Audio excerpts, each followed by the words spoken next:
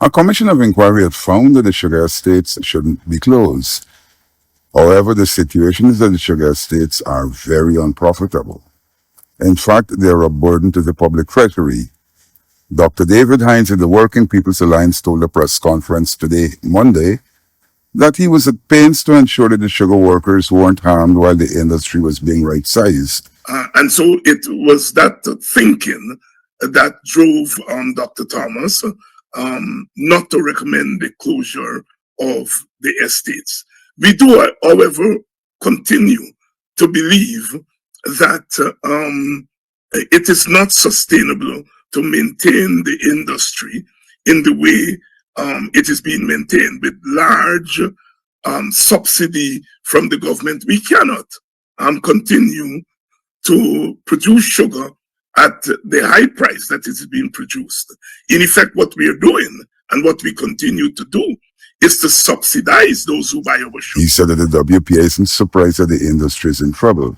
He admitted to supporting the Commission of Inquiry a decade ago. We have to be very careful when we are dealing with an industry that is so rooted in the culture and the politics of the country. And so there is no one solution.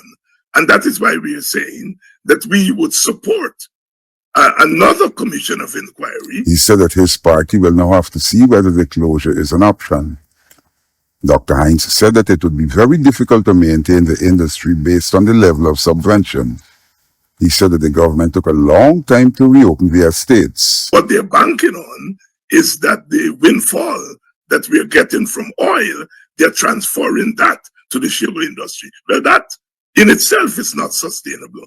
That would lead to the so-called Dutch disease that they mentioned, where we are taking money and depending a lot on the oil and gas, and then taking it to subsidize another industry. Takuma Ogunsei said that the COI had recommended a holistic policy of diversification. We, the WPA, has always been very conscious that Gaisuco cannot survive in its present structure with all the estates, but at the same time, when we decide to right-size the estates, we had an obligation to do it in a way that brings as little as possible hurt and discomfort to the working people.